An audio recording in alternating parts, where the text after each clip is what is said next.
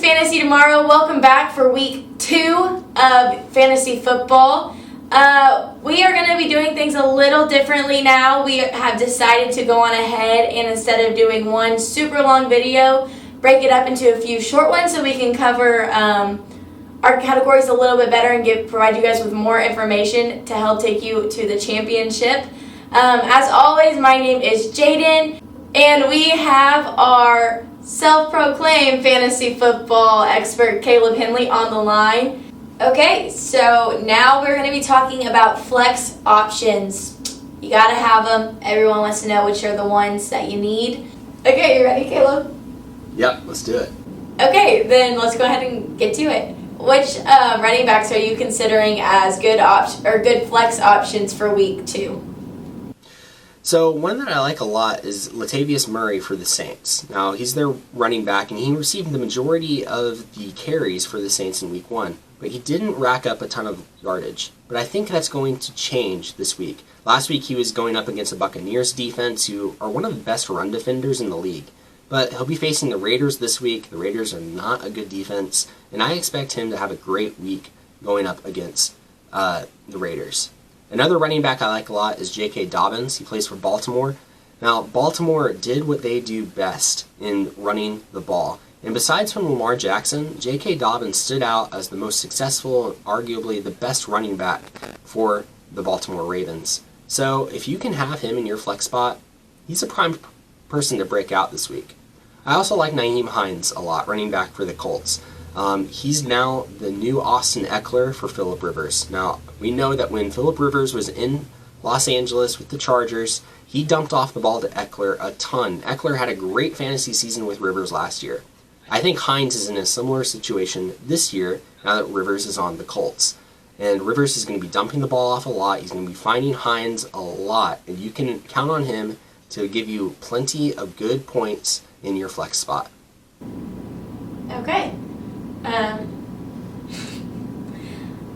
not going to lie to you. You said a name and it made me think of J.K. Rowling's, and I've been sitting there trying to rethink of the name this entire time. So we're just going to go ahead into question 2 is all I'm saying. Which wide receivers do you consider as good flex options going into week 2?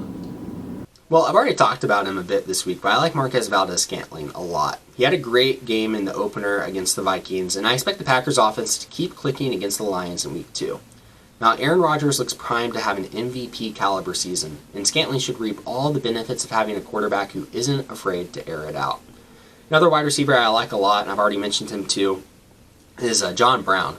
Now, John Brown, again, he's not flashy, but he's super safe. He has good chemistry with Josh Allen, his quarterback, and he should, again, score you a good amount of points for your flex spot.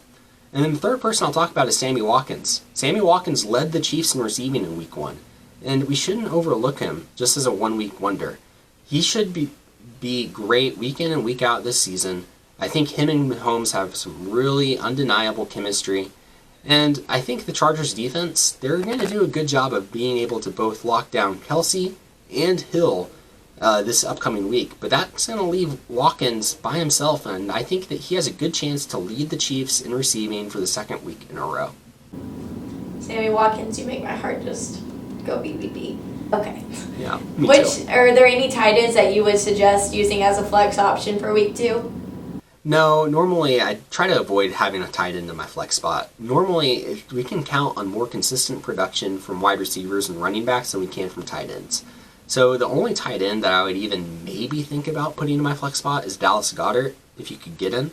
But really, in all honesty, if you have Dallas Goedert, you should probably be starting him as your tight end, not as your flex.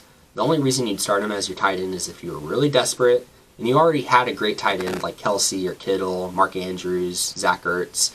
If you already had one of them, and you just absolutely were super desperate for a flex, you could start Goedert there. But other than that, I would rather just play a running back or a wide receiver.